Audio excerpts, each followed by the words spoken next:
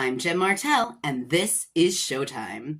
Today's show is the Spark Joshi Pro Trailblaze 2024, which took place in Paulsboro, New Jersey at the Monster Factory. It was the most packed I have ever seen the venue of the Monster Factory. People packed in like sardines from wall to wall. They were all here to catch this very, very rare show, and I was honored to see it in person. So let's jump right in and take a look at some of the highlights and the results. First off, we had the competitors that went in for the Joshi tryout. That was Ava Everett versus Alejandra the Lion versus Jocelyn Navarro. Ava Everett was up in this one with quite a bit of shenanigans. Next up, we had Masha and Rena versus Hyan and Brittany Blake. I was really interested to see what was going to happen in this match. You've got two speedy characters in Hyan and Brittany Blake, and then you've got the powerhouses of Masha Slamovich and Rena. And, I think it was no surprise on that one that Masha and Rena won out in the end with a lot of bold power moves. Next up, we had Mayu Inawani and Jada Stone versus Konami and Maya World. Now, this was a really fun match, very fast-paced, very action-packed, and in the end, Maya and Jada came up with the win.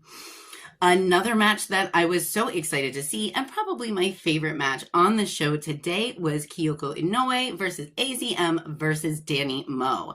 Loved to see this match with so much storytelling, very clear, but still the same amount of action. It wasn't just a lot of fluff in the ring. It was one of my favorite matches, honestly, that I've seen in quite a long time, so I can't wait to go back and rewatch it as well.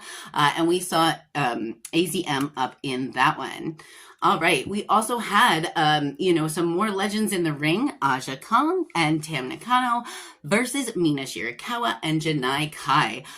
Just seeing, that epic moment of Janai Kai in there kicking Aja Kong was something else. Like, that was just an absolutely awesome opportunity to get the chance to see that in person.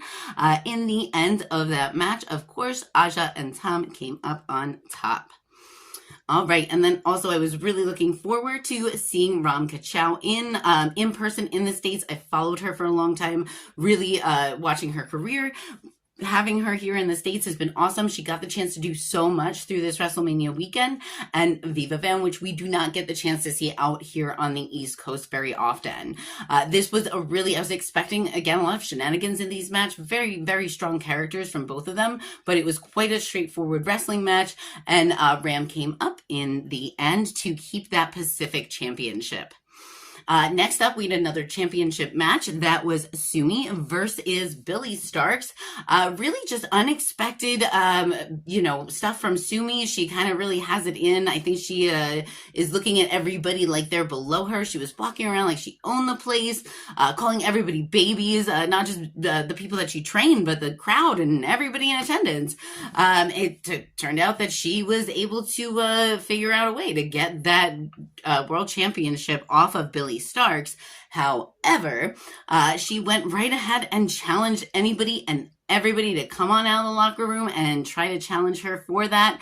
And the person that did was Starlight Kid. Starlight Kid came out and absolutely lit up the crowd. She is electric. She is amazing. Not only her moves in the ring, but just the energy that she is able to bring to that building.